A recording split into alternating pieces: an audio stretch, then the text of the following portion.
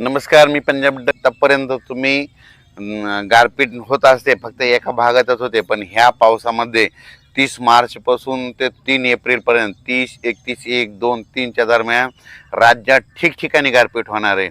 आणि काही ठिकाणी लिंबासारखी गारपीट होईल, काही ठिकाणी बोरासारखी होईल आणि काही ठिकाणी चिंचोक्यासारखी गारपीट सगळ्या जिल्ह्याला पाहायला भेटणार आहे. तर सुरुवातीला सांगू इच्छितो की मग गारपीट जास्त कोणत्या एरियात होणार आहे.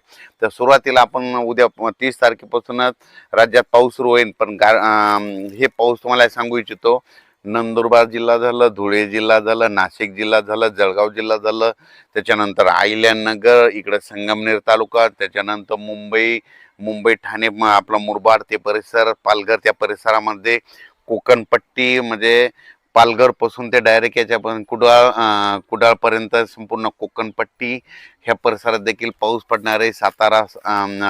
सातारा, कोल्हापूर, तसेच पर्यंत ह्या कोकणपट्टीमध्ये देखील खूप पाऊस देखील होणार आहे, गारपीट देखील होणार आहे, म्हणून हे लक्षात घ्यायचं. त्याच्यानंतर सांगायचं झालं विदर्भाकडून घेऊ आपण वर्धा, नागपूर, भंडारा, गोंदिया, चंद्रपूर, यवतमाळ, वाशिम, हिंगोली, नांदेड, परभणी, लातूर, धाराशिव, बीड, जालना, संभाजीनगर, अहिल्यानगर, जळगाव, बुलढाणा, अमरावती, अकोला ह्या पट्ट्यात देखील म्हणजे 30 तारखेपासून तर 3 एप्रिल पर्यंत चांगला पावसाळ्यासारखा पाऊस पडेल. कुठं जिथं नाही पडलं तिथं वारं सुटेल आणि काही भाग सोडून देखील देईल, म्हणून हे लक्षात येतं. अवकाळी पाऊस सर्वदूर सगळीकडे पडत नसतं, हे सर्वप्रथम लक्षात येतं. तर मग आता तुम्हाला सांगतो, आता नेमकी गारपीट कोणत्या कोणत्या जिल्ह्याला पाहायला भेटेल. तर तुम्हाला एक सांगू इच्छितो, सुरुवातीला मी परभणी जिल्ह्याचा आहे म्हणून परभणी जिल्ह्यातलं सांगू इच्छितो की परभणी जिल्ह्यात आमच्या इथं सेलू तालुका आहे माझा.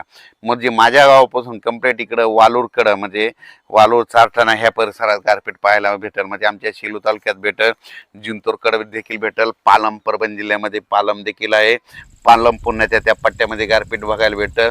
म्हणून हे देखील परभणी जिल्ह्यातल्या शेतकऱ्यांनी, गंगाखेड देखील भेटल, म्हणून हे परभणी जिल्ह्यातल्या शेतकऱ्यांनी अंदाज लक्षायचा. आपण परभणी जिल्ह्याच्या बाजूला बीड जिल्हा, तर बीड जिल्ह्यातल्या शेतकऱ्याला सांगू इच्छितो की गेवराई जिल्ह्यामध्ये देखील, गेवराई तालुक्यामध्ये देखील पाऊस देखील भेटेल, गारपीट देखील भेटणार. बीड जिल्ह्यात मात्र वाऱ्यासह पाऊस पडणार आहे, ठिकठिकाणी पडणार आहे, काही भाग सोडून देणार आहे, म्हणून बीड जिल्ह्यातल्या शेतकऱ्यांनी अंदाज लक्षायचा. जालना जिल्ह्यात देखील म्हणजे कन्नड, सिल्लोड, भोकरदन त्या पट्ट्यात देखील अजिंठापर्यंत तिकडे देखील काही ठिकाणी खूप सोयगाव त्या परिसरात देखील चांगल्या परिसराचा पाऊस होईल, काही ठिकाणी गारपीट होईल, म्हणून हे देखील सर्व शेतकऱ्यांनी लक्षात घ्यायचं. त्याच्यानंतर संभाजीनगर जिल्ह्यामध्ये देखील वैजापूर, गंगापूर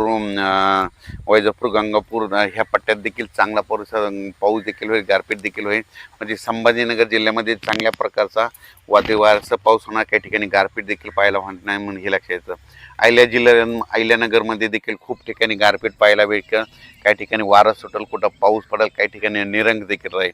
संगमनेर तालुका, त्याच्यानंतर पुणे जिल्ह्यात देखील जिल्ह्यातल्या शेतकऱ्यांना देखील गारपीट पाहायला भेटेल, म्हणून हे देखील पुणे जिल्ह्यातल्या सर्व शेतकऱ्यांनी आपण आपला कांदा असेल, गहू असेल त्याचं काळजी घ्यायची.